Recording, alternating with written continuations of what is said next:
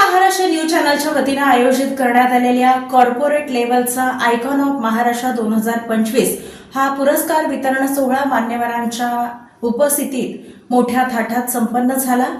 महाराष्ट्रामध्ये आपल्या कार्याचा उल्लेखनीय अशा क्षेत्रामध्ये ठसा उमटवणाऱ्या अनेक दिग्गज मान्यवरांना आयकॉन ऑफ महाराष्ट्र या पुरस्कारानं सन्मानित करण्यात आलं।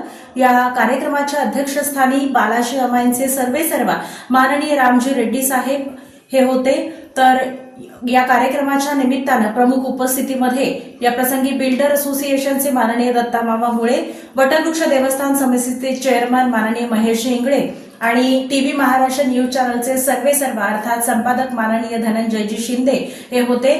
या प्रसंगी अनेक मान्यवरांनी आपल्या प्रतिक्रिया देत टीव्ही महाराष्ट्र न्यूज चॅनलच्या या कार्याचं भरभरून असं कौतुक केलं आणि हा दिमागदार असा सोहळा सोलापुरातल्या पंचतारांकित हॉटेल अर्थात बालाजी सरोवर या आयकॉनिक ठिकाणी संपन्न झाला। नमस्कार, मी डॉक्टर सचिन चव्हाण। मी MD बालरोग वैराग येथे माझी प्रॅक्टिस आहे। वैराग येथे चव्हाण हॉस्पिटल, त्याचप्रमाणे वैराग येथे वैराग मल्टी स्पेशालिटी हॉस्पिटल, त्याचप्रमाणे वडाळा येथे मीरा हॉस्पिटल या तिन्ही हॉस्पिटलमध्ये मी कार्यरत आहे।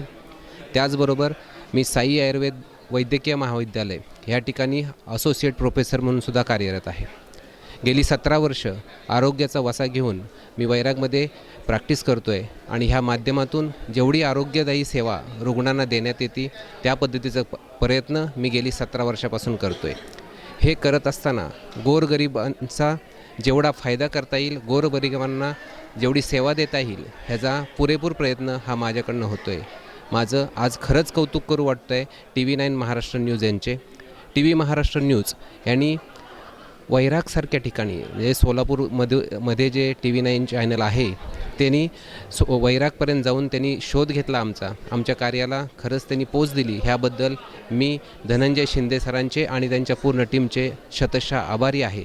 त्याच पद्धतीनं एवढा चांगला उत्कृष्ट कार्यक्रम घेतला त्याबद्दल पूर्ण टीमचं आणि त्यांचं पुन्हा एकदा मी आभार मानतो आणि इथं त्यांनी येऊन आम्हाला जे कौतुक केलं ह्या कौतुकावरही त्यांचं आभार मानून मी थांबतो। जय हिंद।